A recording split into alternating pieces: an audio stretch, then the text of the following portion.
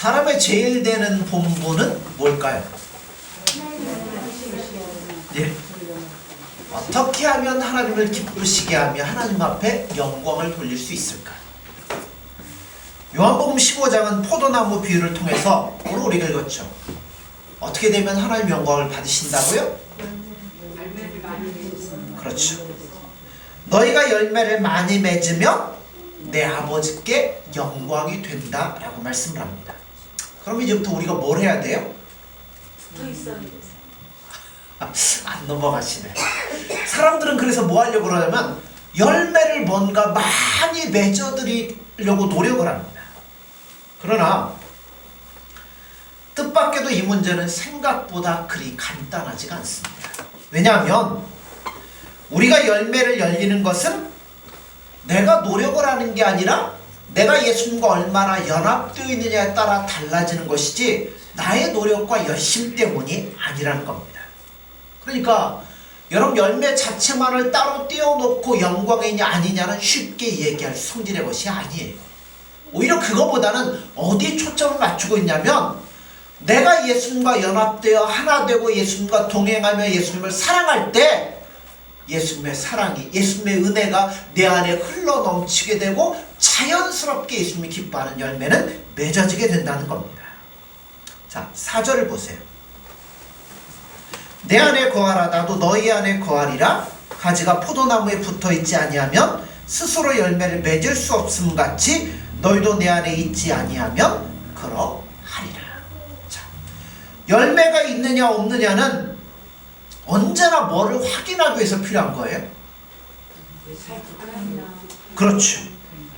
언제나 내가 예수님 앞에 붙어있느냐 붙어있지 않느냐를 확인하기 위해서 열매가 필요한 거예요. 붙어있으면 자연스럽게 열매는 맺어지는 겁니다. 그래서 열매 자체가 목적은 아니에요. 그러므로 우리가 열매를 맺기 위해서는 어디에 있어야 돼요? 예수님 안에 있어야 되는 거예요.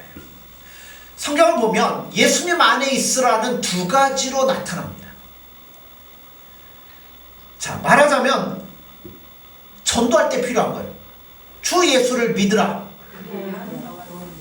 네. 그래야 너와 내 집이 구원을 얻게 된다.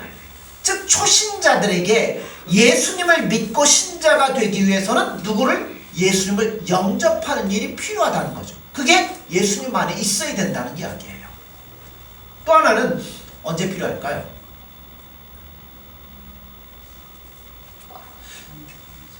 예수님을 믿고 예수님의 백성이 되기 위해서 예수님이 내 안에 내가 예수님 안에 있어야 먼저 그 일이 이루어지는 거예요. 그 다음에 언제 또 예수님 안에 있어야 되는 일이 우리 삶에서 필요할까요? 무엇 때문에? 왜 내가 예수님 안에 있어야 될까요?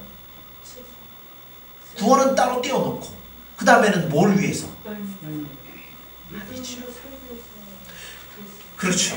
믿음으로 살기 위해서, 한마디로 얘기하면 성화되는 과정을 위해서 내가 예수님 안에 연합되어야 된다는 겁니다. 그러니까 전자가 예수님을 믿는 문제라면 후자는 이미 예수님을 믿은 우리가 예수님을 나의 주인으로 섬겨 성화에 이르게 되는 과정에 필요하기 때문에 예수님 안에 있어야 된다는 거예요. 에베소 3장 17절 19절에 보면 이런 말씀이 있어요. 믿음으로 말미암아 그리스도께서 너희 마음에 계시게 하시옵고 너희가 사랑 가운데서 뿌리가 박히고 터가 굳어져서 능히 모든 성도와 함께 지식에 넘치는 그리스도의 사랑을 알고 그 너비와 길이와 높이와 깊이가 어떠함을 깨달아 하나님의 모든 충만하신 것으로 너희에게 충만하게 하시기를 구하노라. 뭐가 우리 안에 충만해지기를요? 하나님의 모든 충만하신 것이 우리 안에 충만해지기를 원한다고 말씀했습니다. 자, 여러분 포도나무는 뭐 때문에 심어요? 열매를 따려고. 근데 한 개 열리면 그 나무가 필요합니까? 포도나무에는 열매가 많이 맺어져 이 나무가 좋은 나무예요. 그렇지 않고 한두 개 열리면 그 나무는 별로 볼품없는 나무입니다. 열매가 맺힌다는 것은 그 나무의 충실도를 나타내는 거예요. 신자는 열매를 많이 맺어야 돼요. 그래야 참된 신자가 되는 겁니다. 그러기 위해서는 전제 조건이 뭐라고요? 예수님 안에 온전히 붙어서 예수님과 사랑하며 동행하는 일들이 있어야 되는 거예요. 예수님 안에 잘 붙어 있어야만 누가 주시는, 예수님이 주시는 영양분, 자양분을 충분히 공급받고 그것이 내 안에서 충분하게 열매를 맺을 수 있도록 만들어 주신다는 겁니다. 그래서 하나님의 충만하심에까지 우리가 이르라는 얘기죠. 그걸 어떻게, 그 충만하심이 어느 정도일까요? 아까 제가 에베소 읽었죠. 그리스도의 사랑을 알되 그 너비와 높이와 깊이가 어떠함을 깊이 깨달아 하나님의 모든 충만하심으로 열매를 맺히게 되는 겁니다. 그러니까 조금이 아니에요. 예수님이 갖고 있는 그 어마어마한 깊이와 사랑의 높이와 넓이와 이 모든 것이 우리 안에 충만해지기를 원하신다는 겁니다. 계시록 3장 20절에 보면 이런 말씀이 있어요. 볼지어다 내가 문 밖에 서서 두드리노니 누구든지 내 음성을 듣고 문을 열면 내가 그에게로 들어가 그로 더불어 먹고 그는 나로 더불어 먹으리라. 이 구절 보통 언제 사용합니까? 네, 전도할 때 많이 사용하죠. 근데 그렇게 쓰이는 게 잘못된 것은 아니지만 본문에서는 그렇게 쓰여지지 않았습니다. 예수님께서 내 문 밖에 서서 두드리고 있으니 마음을 열어 그를 영접하라 하는 이야기는 예수를 믿고 영접하여 신자가 되라는 의미가 아니에요. 여기에서는 오히려 오늘 본문 이 계시록에서는 뭘 얘기하냐면 신자는 되었지만 아직도 그 마음의 주인이 예수님이 아니라 내가 된 사람들에게 주시는 말씀이에요. 왜냐하면 요한계시록 3장 20절은 14절부터 이미 예수님을 구주로 영접하여 믿고 있는 라오디게아 교인들에게 주시는 말씀이기 때문에 또다시 예수님을 영접해갖고 구원받으라 그 얘기가 아니에요. 14, 16절에 보면 이런 말씀이 있어요. 라오디게아 교회 사자에게 편지하라. 아멘이시오 충성되고 참된 증인이시오 하나님의 창조의 근본이시니가 이르시되 내가 내 행위를 아노니 내가 차지도 아니하고 뜨겁지도 아니하도다. 내가 차든지 뜨겁든지 하기를 원하노라. 내가 이같이 미지근하여 뜨겁지도 아니하고 차지도 아니하니 내 입에서 너를 토하여 버리리라. 자, 믿기는 믿는데 어떻게 믿는 거예요? 이게 믿는 건지 안 믿는 건지 제대로 파악이 안 되는 거예요. 그러니까 이런 말씀이죠. 내가 신자인 건 분명한 사실이다. 그런데 신자란 그 정도에서는 안 된다는 이 말씀이 이 안에 포함되어 있습니다. 17절에 보면 내가 말하기를 나는 부자라 부유하여 부족한 것이 없다 하나 내 곤고한 것과 가련한 것과 가난한 것과 눈먼 것과 벌거벗은 것을 알지 못하도다. 어떻게 보면요, 오늘 한국교회 실정이 라오디게아 교회에게 주시는 말씀과 같다고 생각이 됩니다. 우리나라가 그래도 먹고 살만하게 된 지 얼마나 됐을까요? 얼마 안 됐죠. 그죠? 한 20, 30년 전, 이제, 한 20년도 아니죠. 한 10년 전부터 이제 우리가 어느 정도 이제 먹고 살 정도가 됐는데요. 그렇게 먹고 살만한 정도가 된 이유가 이 역사학자들이 이렇게 생각을 해보니까 세 가지 정도가 있다고 그래요. 첫째는 뭐냐면 값싼 노동력. 지금은 안 값싸죠. 지금은 비싼데 옛날에는 정말 힘들 때는 값싼 노동력을 동원해서 이런 부를 이루어갔어요. 또 한 가지는 세계에서 제일 이게 우리나라가 세죠. 교육열. 얼마나 교육열이 셉니까? 그 다음에 마지막 하나는 뭘까요? 군대라고 합니다. 남자들이 어디 가서 철 들어와요? 군대 가서 빡시게 불러가면서 철 들어옵니다. 이 세 가지가 우리나라가 잘 살게 하는 원동력이라고 이야기를 합니다. 그런데 저는 그게 아니라고 생각합니다. 우리 잘 알죠? 한국이 이만큼 살만하게 된 것은 뭐니 해도 신자 탓입니다. 하나님이 축복해 주셨기 때문이라고 저는 생각합니다. 지금요 우리나라 뭐 옛날에 했던 새마을 운동 이런 것들을 외국에서 막 본받아고 하잖아요. 근데 성공합니까? 잘 성공 안 돼요. 어느 정도 하다가 다 흐지부지 되고 이렇습니다. 우리도 그거 했다고 우리나라가 성공한 거 아니라고 생각합니다. 그동안 한국교회는 열심히 기도하고 순진하고 진심있게 신앙생활을 해왔습니다. 우리 젊은 세대는 몰라요. 근데 70대 이상 되신 분들은 그 옛날에 믿던 신앙 뭐 아는 거 있습니까? 모르잖아요. 단순하고 진지하고 열심으로 예수님 앞에 믿음 생활했어요. 그 당시 세대에는 이런 말이 통했습니다. 요즘은 콧방귀가 웃기죠. 그 당시는 어떤 말이 통했냐면 나는 좋은 집에 사는데 그죠? 어떻게 허름한 집에 하나님을 모시냐? 그러니까 뭐보다요? 내 집 짓는 것보다 하나님의 교회를 먼저 짓는 게 옳다라는 것이 통하던 세대였어요. 단순하지만 진심과 열정이 있었어요. 그래서 교회마다 그때는 부흥회를 하면 어떤 부흥사가 와서 부흥회를 인도해도 모든 교회는 다 뭐예요? 은혜를 받습니다. 부흥사가 맨 딴소리 하다 가도 끝나고 나면 전부 다 뭐 했다고 그래요? 은혜 받았다고 그래요. 왜 은혜 받았을까요? 예. 그러니까 봉사가 뭔 얘기 했습니까? 그러면 끝나고 나서 물어보면 뭐예요? 몰라요. 근데 은혜는 받았대. 왜냐하면 부흥회를 열 수 있도록 우리에게 은혜를 주신 하나님 앞에 감사하고, 그죠? 또 우리가 모여서 이렇게 예배당에 나와 예배할 수 있다는 사실이 얼마나 감사한가. 그래서 감격하고 감사했지 내용이 뭐고 이거는 별로 그렇게 중요하지 않게 생각했습니다. 무엇을 강조했는지는 모르겠지만 좌우지간 부흥회 끝나고 나면 전부 다 은혜 받았어요. 그러니까 그때 은혜라는 것은 감동스러웠다는 이야기지 뭔가를 깨우쳤다는 이야기는 아닙니다. 그러니까 단순하지만 누구보다도 예수님 뜨겁게 사랑하고 예수님 기뻐하는 뜻대로 살려고 노력을 한 거예요. 그러니 하나님께서 뭐 하시겠어요? 복을 주시겠죠. 은혜를 주시는 거죠. 그러나 오늘 기독교는 그런 면에서는 전혀 동떨어지기 시작했습니다. 교회는 힘을 잃었어. 그 라우디가 교회 얘기하잖아요. 뭐 믿는 동 마는 동 도대체 신자가 왜 그러냐. 그러면서 원인을 이야기했잖아요. 어떻게 된 거예요? 원래 라우디가 굉장히 부자예요. 안과 대학으로 유명한데 모직업으로 유명한데 근데 뭐라 그래요? 네가 눈이 멀고 네가 벌거벗고 네가 가난하다고 성경이 말씀하잖아요. 오늘 교회는 힘을 잃고 벌거벗은 것과 눈먼 것과 우리가 가난해진 것을 지금 우리는 모르고 있다는 거예요. 신자들의 부유함은 어디서 나오는 거냐면 예수님과 연합될 때 나오는 거예요. 근데 오늘 신자들의 부유함이 예수님과 연합된 관계에서 나옵니까? 아니에요. 세상의 것들을 많이 부유한 데서 부유함을 찾기 시작한다는 겁니다. 아무도 영적인 것으로 부유한 것이 되지를 않고 있다는 거예요.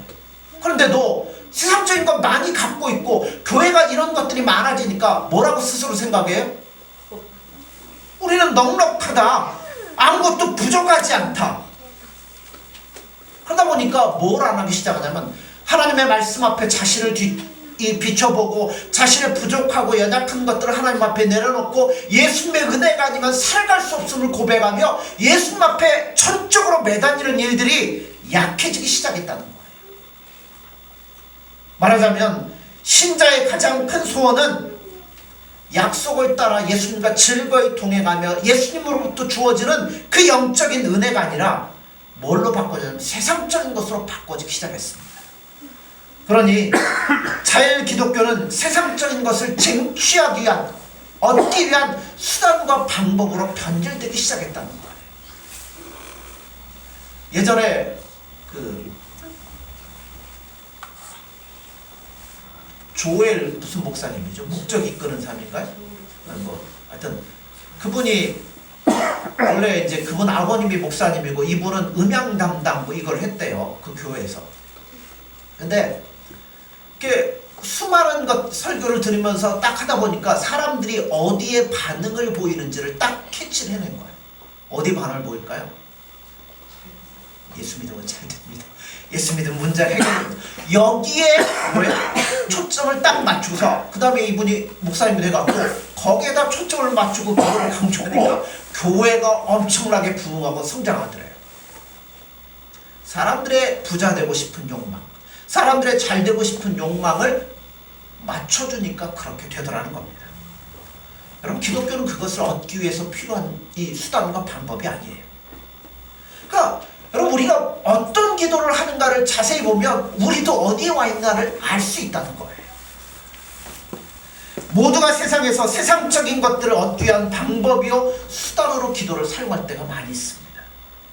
오히려 예수님이 기뻐하는 뜻이 무엇일까? 어떻게 하면 예수님 앞에 즐거이 동행할 수 있을까? 예수님 사랑합니다. 그 고백하며 그 뜻을 찾고 그것을 이루기 위한 기도가 별로 없더라는 겁니다. 여러분, 이것만큼 답답한 일이 어디 있어요? 근데도요, 이 심각한 상황인데도 다 뭐예요? 먹고 살만하고 이제 어디 여행도 다니고 뭐 하니까 정말 심각하게 예수님을 찾고 구하는 일들이 없어요. 근데도요, 된 줄 알고 희낙낙거리고 서로 간에 모여서 이러고 있다는 거예요. 그게 뭐예요? 라오디게에 주시는 말씀이잖아요. 눈 먼 거, 벌거벗은 거, 너희들이 가난하고 가련한 것 알지 못하다는 겁니다. 그렇게 예수님 뭐라고요? 문을 열라는 거예요. 내가 네 안에 들어가서 너하고 연합되고 동행할 때 이 모든 것들이 치유되고 고쳐질 거니까 방법이 그거밖에 없다는 겁니다. 3장 22절에 보면 이렇게 결론을 내립니다. 귀 있는 자는 성령이 교회들에게 하시는 말씀을 들을지어다. 그래서 교회는 바로 이와 같은 말씀을 위해서 존재하는 것이 교회입니다. 우리가 무엇이 틀렸고 무엇이 가난하게 되었으며 어디에서 우리가 진짜 누려야 될 행복과 축복을 놓치고 있는가 하는 것을 지적하고 돌이키도록 하기 위해서 교회가 존재하는 거예요. 그래서 영안이 밝아져서 예수님을 보게 되고 우리의 이 신앙생활, 우리가 살아가는 삶의 목적과 목표가 어디에 있느냐를 분명히 깨달아서 이제는 거기에 집중하고 거기에 힘을 기울여서 최선을 다해서 나아갈 수 있도록 만들어주기 위해서 필요한 것이 교회죠. 그러니까 여러분이, 제가 설교하는 것도 여러분이 저를 위해서 뭐 은혜 주십시오 그런 설교가 아니라 그런 것들을 발견하고 우리 것을 고쳐서 예수님 앞에 온전히 나아갈 수 있도록 하기 위해서 설교자를 위해서 기도해 주셔야 되는 거예요. 갈라디아서 5장 22절에 보면 성령의 열매를 이야기합니다. 성령의 열매가 뭐예요? 사랑과 희락과 화평과 오래 참음과 자비와 양성과 온유와 충성과 9개가 넘어갔네요. 절제, 이렇게 말합니다. 여기서 열매라는 것은 어떤 나무가 이런 열매를 맺느냐 하는 것을 설명하기 위해서 이런 것들을 얘기하는 거지, 이런 열매를 맺으라고 하는 게 아니에요. 그러니까 우리가 성령의 열매를 맺어야 됩니다. 그러면 막 뭐 하려고 그래요? 사랑하려고, 막 참으려고, 인내하려고, 그 다음에 충성하려고. 내가 노력해서 이게 얻어지는 게 아니에요. 이거는 내가 누구 안에? 그죠? 계속 우리가 강조하는 거예요. 내가 예수님과 연합이 되어지게 되면 예수님 안에 있는 그러한 성품이 내게로 나타나게 되고 옮겨줌으로 말미암아 이런 열매가 나에게 나타나요. 그러면 그 열매를 볼 때 사람들이 내가 예수님 안에 온전히 있구나, 그거를 깨닫게 되는 겁니다. 이걸 달리 말하자면 신자란 자신이 종교적인 일을 하거나 그리스도를 위한 일을 하여 열매를 맺는다기보다는 오히려 내가 누구 앞에 장악되는 거예요? 예수님께 장악이 되는 거예요. 그래서 예수님이 원하는 일을 하게 하시며 예수님의 마음을 가지고 예수님의 뜻이 기뻐하는 일을 하도록 만드는 게 바로 이거라는 겁니다. 그러니까 예를 들자면 우리는 모세의 손에 들린 지팡이와 똑같아요. 모세가 지팡이를 들고 일하는 것은 지팡이가 능력이 있어서입니까? 아니에요. 하나님께서 모세로 하여금 지팡이를 들고 일하게 하심으로써 모세가 하나님의 손에 붙잡혀 있는 지팡이라는 것을 상징적으로 보여주는 거예요. 우리나라가 지난 올림픽 4부로에서 단체전 금메달 따고 했잖아요. 자, 칼싸움을 하려면 칼이 좋아야 이깁니까? 선수가 좋아야 이깁니까? 칼이야 그 규격이 정해져 있으니까 그게 없는 거죠. 선수가 좋아야 아무리 칼이 좋아도 저 칼 주고 그 선수하고 싸우라고 어떻게 되겠어요? 절대 못 이기죠. 선수가 좋아야 이겨요. 손에 들린 지팡이가 좋아야 이깁니까? 그 지팡이를 들고 계신 하나님이 움직이시는 분이 좋아야 이깁니까? 마찬가지죠. 하나님의 손에 붙잡힌 바 된 모세라는 것을 지팡이가 묘사해 주는 것이 바로 그거예요. 우리도 내가 하려고 그러면 안 돼요. 난 선수가 아니니까. 선수이신 예수님께 딱 붙어 있어야 예수님 나를 사용하시는 거죠. 또 성령의 열매라고 그랬잖아요. 성령의 열매, 이거는 내가 성령의 열매라고 했어요. 내가 노력해서 맺어지는 열매가 아니에요. 이건 누가 맺어야 되는 거예요? 성령께서 우리 안에 맺어줘야 돼. 맺어줄 때 열리게 되는 것이 성령의 열매예요.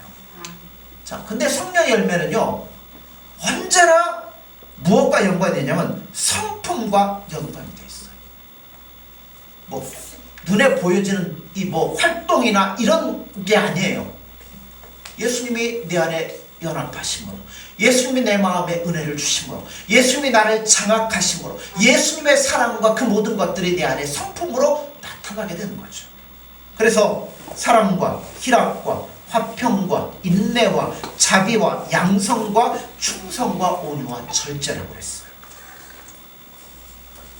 그러므로 이 열매를 맺는다고 할 때 우리가 막 종교적인 열심을 하고 봉사를 하고 이런 게 아니라, 어떻게 하면 내가 예수님 앞에 온전히 사로잡힐 수 있을까? 어떻게 하면 진짜 내가 예수님의 사랑 안에 온전히 푹 빠질까? 내가 어떻게 하면 예수님이 기뻐하는 일이 내 일이 되고, 내가 기뻐하는 일이 예수님이 기뻐하는 일이 되고, 정말 하나가 될 수 있을까? 바로 그렇게 되어질 때 우리 안에 성령의 충만함이 임하게 되고 열매가 맺어지게 된다는 겁니다. 근데요, 이게 어려워요. 왜냐하면 우리 본성은 그것을 좋아하지 않거든요. 죄란 무엇이냐면 내가 무엇인가를 할 수 있다는 끊임없는 고집이 죄예요. 예수를 위해서 내가 무엇을 만들어 바칠 만한 것이 있다는 것이 죄입니다. 어느 날 바리새인과 세리가 성전에 들어왔습니다. 기도를 해요. 바리새인 어디 가세요? 맨 앞에 와가지고 손을 번쩍 들고 하늘을 물어보며 뭐라고 해요? 내가 11조를 드리고 내가 뭐를 드리고 나는 뭐 금식을 하고 나는 뭐를 하고 끊임없이 누가 했다고 그래? 자기가 했다는 거. 근데 세리는 와갖고 맨 앞에도 못 오고 맨 뒤에서 뭐해요? 고개를 푹 숙이고, 예수님, 나는 죄인입니다. 나는 아무것도 못하네.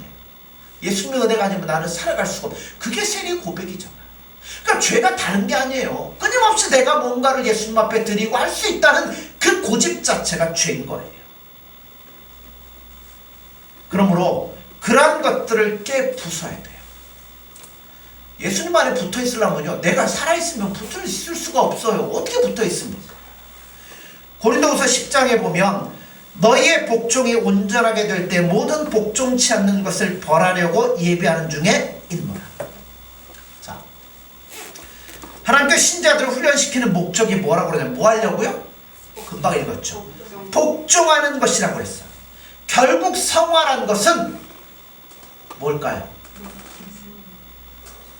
내가 주를 위해 열심히 일한다라는 것보다는 예수님 앞에 온전히 항복하여 복종하는 것이 성화된 거예요.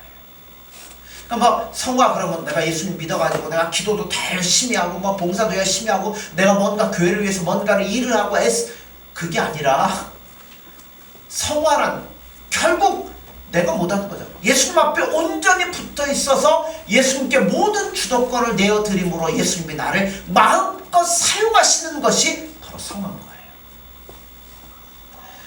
빌립보서 2장 5절에서 8절에 보면 우리가 너무나 잘 알죠. 너희 안에 이 마음을 품으라 곧 그리스도 예수의 마음이니 그는 근본 하나님의 본체시나 하나님과 동등됨을 취할 것으로 여기지 아니하시고 오히려 자기를 비워 종의 형체를 가지사 사람들과 같이 되셨고 사람의 모양으로 나타나사 자기를 낮추시고 죽기까지 복종하셨으니 곧 십자가에 죽으심이라. 여기 보면 자기를 비워 종의 형체를 가졌다라는 것은 능동태로 쓰여 있습니다. 누가 한 거예요? 예수님이 하신 거예요. 반면에 8절에 사람의 모양으로 나타나셨다는 뭘로 사용되면 수동태 형태로 나타났어요. 그러니까 이런 얘기예요. 우리 인간들의 죄를 보고 안타까워하시는 하나님의 마음에 예수님이 그러면 내가 하나님 이 일에 대해서 어떻게 해야 될까요? 내가 적극적으로 그 일에 동참을 하겠습니다. 그게 예수님의 마음이에요. 거기까지가 능동태예요. 그 다음에 그래? 그러면 네가 인간의 몸을 갖고 이 땅으로 내려가라. 그때부터는 누가 하시는 거냐면 하나님이 명령하신 대로 예수님이 하신 거예요. 그러니까 하나님의 안타까운 마음을 보시고 예수님이 그렇습니까? 제가 인간의 몸을 갖고 내려가가지고 제가 십자가에 죽어서 이렇게 하겠습니다 하고 예수님이 다 하신 게 아니라는 거예요. 안타까워하시는 마음에 동참하는 것은 예수님이 하셨지만 그 다음에 어떻게 사용하실 것인가는 하나님의 계획에 대해서는 온전히 순종함으로 자기를 드렸다는 겁니다. 그래서 인간의 모습으로 이 땅에 오신 것은 하나님이 그렇게 시키셨기 때문에 그렇게 하셨다는 겁니다. 한마디로 얘기하면 복종하셨고 순종하셨다는 거예요. 여러분, 이게 우리에게 시사하는 바가 아주 큽니다. 하나님 아버지께서만이, 그러니까 우리의 삶의 주도권도 뭐예요? 예수님 맞습니다. 나 예수님 사랑합니다. 거기까지는 누가 하는 거예요? 능동태예요. 내가 하는 거예요. 그러면 그 다음부터 내 인생의 주도권은 누가 결정하시는 거예요? 예수님이 결정하시는 거예요. 거기에 대해서 우리는 뭐 하면 돼요? 순종하고 따라가면 된다는 겁니다. 내가 결정권자가 아니에요. 예수님이 결정권자고 그분이 하시는 일입니다. 근데 이게 안 돼요. 여기서 우리가 너무 잘 속아요. 그래서 자꾸만 예수님이 결정을 내리는 일에 대해서 나는 순종하며 따라가면 되는데 그 결정을 누가 내리려고 하냐면 내가 자꾸 내리려고 한다는 거예요. 하나님 가만히 계시고 예수님 가만히 계세요. 내가 열심을 낼게요. 그래서 그런 하는 것들을 봉사라고 생각하는데요. 아니에요. 결단코 그렇지 않습니다. 이 싸움에서 제일 어려운 부분이 뭐냐면 내가 예수를 위해서 일한다는 건 맞아요. 그렇게 해야죠. 그런데 일을 함에 있어서 무엇이 좋고 무엇이 옳고 무엇이 유익한 것인가 하는 것들을 누가 결정해요? 내가 결정하는 거예요. 예수님이 나를 어떻게 사용하실지 우리는 대부분 모르죠. 여러분 아십니까? 몰라요. 저도 제 생각은 기왕이면 예수님 한 10,000명 모이는 교회 저 불러주시면 얼마나 좋습니까? 왜냐면 막 목에 힘주고 할 수 있는데. 근데 사용하는 건 누가 하시는 거예요? 예수님이 하시는 거예요. 이렇게 쓸지 저렇게 쓸지 크게 쓸지 이렇게 쓸지 그건 누가 하시냐면 예수님이 하는 겁니다. 근데 우리는 그걸 모르잖아요. 근데 우리는 자꾸만 내가 그거를 결정해요. 저 이렇게 해야 되니까 예수님 이렇게 해주세요. 아니에요. 예수님께서는 우리에게 실패를 요구할 수도 있습니다. 예수님께서는요 우리의 망함을 요구할 수도 있고요 낮아지심을 요구할 수도 있고 평범하심을 요구할 수도 있어요. 예를 들자면 요셉 우리 잘 알죠. 나중에 어떻게 돼요? 국무총리 되죠. 자, 처음에 뭘 주죠? 꿈을 주잖아요. 꿈이 얼마나 좋습니까? 막 해와 달과 열한 별들이 막 다 자기에게 절하고 별집들이 절하니까 이건 내가 높이 될 건가 보다. 그럼 하나님 빨리 해주세요. 그러면 이제 높아져야 되는데 어떻게 돼요? 형제들에게 미움을 받고 애굽의 노예로 팔려갔다가 거기서 열심히 일하는데도 오해를 받고 감옥에 들어갔다가 온갖 어려움을 겪잖아요. 그러니까 우리는 하나님 그러면 이렇게 높아져야 되니까 그럼 빨리 나를 국무총리 만들어주세요. 근데 하나님의 계획은 아니었죠. 낮추시고 훈련하시고 그러니까 우리가 그거를 결정하는 게 아니라는 거예요. 하나님의 예수님이 결정을 한다는 겁니다. 우리가 집을 지어도요 보이는 것과 보이지 않는 부분이 있습니다. 근데 뭐가 더 중요할까요? 보이는 것과 안 보이는 것 중에 안 보이는 게 더 중요하죠. 겉에는 뭐 그렇게 뭘로 이제 바르고 뭐하고 근데 여러분 기본이 안 돼 있으면 무너질 수밖에 없는 거잖아요. 그래서 여러분 집도 문의 손잡이가 어떤 거냐보다 더 중요한 게 뭘까요?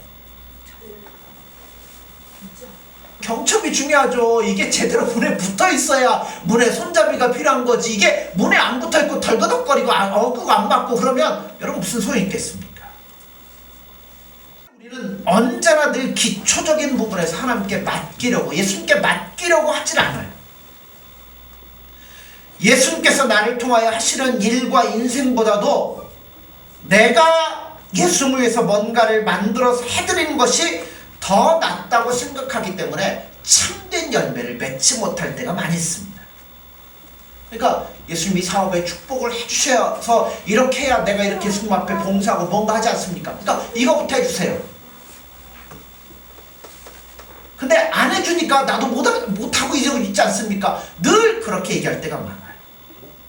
하나님 그때 돈 좀 벌게 해줬으면 그 돈 벌면 제가 더만 쓰겠습니까? 예수님 위해서 바치고 뭐 교회하고 뭐하고 뭐 할 텐데 안 해주셨네요. 맨날 그 얘기만 하고 있어요.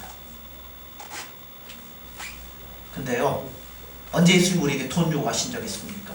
없어요. 예수님 우리에게 요구하시는 건 뭐예요? 그렇죠, 순종. 우리가 예수님께 온전히 우리의 마음을 드리고 주도권을 다 드릴 때 어떻게 살아가실지는 예수님 마음이에요. 이렇게도 쓰고 저렇게도 쓰고 좌우지간 어떻게 쓰임을 받던 우리는 뭐하게 돼요? 예수님 앞에 영광을 돌리게 된다는 거죠. 그래서 우리의 복종이 온전하게 되는 날, 그날이 예수님께서 오시는 완성의 날이 되리라 믿습니다. 이런 의미에서 우리 신자들에게는 예수님의 말씀에 대한 갈급함이 너무나 없습니다. 여기서 말씀은 꼭 성경 말씀만을 이해하는 게 아니고 우리의 삶 속에서 나에게 주시고 들려주시는 말씀을 이야기하는 거죠. 예수님의 뜻과 의도에 대해서 알아보려는 마음과 정성이 너무 약하다는 거예요. 자꾸만 그래서 엉뚱한 데서 보물을 찾으려고 하니까 못 찾는 거죠. 화통만 치는 거예요. 그 원인이 뭘까요? 예수님에 대한 목마름도 예수님을 만나고 싶은 주림, 갈망함이 없어서 그렇다고 생각합니다. 그런데도 왜 자꾸만 예수님께 나올까요? 그것은 내가 늘 찾으려는 세상적인 것을 찾지 못하는 불평 때문에 예수님 앞에 나와 있는지도 모릅니다. 근데요, 예수님은 우리를 그렇게 초대하자. 예수님은 분명하게 선을 딱 긋고 우리를 초대합니다. 뭐라 그래? 나를 따라오려거든? 자기를 부인하고 자기 십자가를 지고 나를 쫓을 것이라고 분명히 말씀하죠. 자기를 부인하고 나를 따라오라고 예수님은 초대를 하고 있습니다. 우리의 생각, 우리의 가치관 다 내려놓고 우리가 갖고 있던 모든 것들을 다 예수님께 내려놓고 예수님께 복종하고 예수님을 구하라는 거예요. 여러분, 그게 신앙인 거죠. 내 방법, 내 생각, 내 열매를 맺는 것 예수님은 허락하지 않습니다. 성령의 열매, 곧 하나님의 열매를 맺기 위해서는 그의 몸된 곳에 우리를 붙이기를 원하시는 거예요. 너희가 열매를 맺고 나한테 붙어있어라. 근데 나에게 붙어있으려면 뭐 하라고요? 네 생각 모든 것 다 내려놓고 내 안에 온전히 붙어있어라. 그러면 내가 너를 활용할 것이다. 너를 쓸 것이다. 라고 예수님 말씀하는 거예요. 왜냐하면 누구도 이렇게 하셨어요? 예수님도 순종함으로 그렇게 하셨기 때문에 그래요. 빌립보서 5장 2장 5절 이하에 보면 8절에 이렇게 말씀하죠. 어디까지 복종하셨어요? 죽기까지 복종하셨으니 곧 십자가에 죽으십니다. 순종의 결과가 치욕스러운 죽음이었어요. 가장 더럽고 처절하고 비참한 죽음이었습니다. 근데 그게 누가 시키신 일이에요? 하나님이 시키신 일이기 때문에 예수님은 기쁨으로 그 길을 가신 거예요. 세상적인 눈으로 보면 뭐예요? 그렇죠. 실패한 것이고 망한 것이고 절망스러운 겁니다. 거기에 무슨 희망이 있어 보입니까? 그냥 아무것도 못하고 죽으신 건데. 그러나 요한복음 12장 24절의 말씀처럼 하나님의 미랄 땅에 떨어져 썩어야만 많은 열매를 맺는 것처럼 예수님이 그렇게 하심으로 말미암아 이 땅에서 얼마나 많은 열매들이 이 땅에 맺어졌습니까? 그거를 예수님은 지금도 우리에게 요구하고 계시다는 거예요. 예수 믿으면 세상에서 여러분 항상 잘 된다는 보장은 할 수 없습니다. 불신자들보다 더 잘 된다는 보장도 할 수 없습니다. 물론 신자가 이 땅에서 잘 되기도 합니다. 예수님 은혜를 주시고 예수님 그렇게 의도하시면 잘 됩니다. 그러나 항상 그런 것만은 아니에요. 잘 안 될 수도 있어요. 가난할 수도 있어요. 시련이 찾아오기도 합니다. 그러나 여러분이 예수님 안에 온전히 붙어 있어서 충만하게 되시기만 한다면 세상의 어떤 것도 예수님으로부터 여러분들 끌어낼 수 없습니다. 세상의 어떤 것들도 여러분들을 좌절하게 하거나 슬프게 하거나 절망하게 만들 수 없다는 것을 저는 분명히 성경의 말씀을 통해서 약속드릴 수 있어요. 여러분 예수님만에 온전히 거하면 여러분 우리는 기뻐할 수 있어. 바울이 뭐라고 그래요? 기뻐하라. 다시 말하면 기뻐하라. 항상 기뻐하라. 예수님 안에 있을 때 그것이 가능해진다는 겁니다. 여러분 예수님 안에서 하나님의 충만하신 것으로 충만하게 되어질 때 예수님은 여러분의 기도를 응답해 주실 거예요. 여러분을 통하여 하나님의 영광이 선포될 것입니다. 예수님의 마음이 여러분들의 마음에도 흘러넘쳐서 여러분들을 그 누가 아무리 핍박하고 방해한다고 할지라도 여러분의 마음에 넘치는 예수님의 사랑을 누구도 끊을 수 없을 겁니다. 바로 이런 것들이 여러분 안에 약속되어져 있어요. 이게 신자의 가치요 삶이고 기쁨인 겁니다. 우리는 이런 일에 부름을 받은 자들이에요. 우리 자신의 축복과 자랑을 위해서 행복을 위해서도 여러분 이 길 앞에 순종함으로 나아가시기를 바랍니다. 어디에 어떻게 붙어 있으라고요? 예수님 안에 온전하게 붙어 계십시오. 예수님만 사랑하세요. 기도할 때 예수님 부르세요. 예수님 사랑합니다. 예수님 감사합니다. 예수님만 사랑합니다. 그 안에 온전히 있기를 원합니다. 그리고 예수님 안에 온전히 붙어 있을 때 예수님이 이 모든 일들을 하시리라 믿습니다. 그러므로 우리 모두가 예수님 안에 온전히 붙어 계셔서 바울처럼 항상 기뻐하는 권면에 동참할 수 있는 저와 교회 여러분들 되어지기를 간절히 소원합니다. 기도하겠습니다.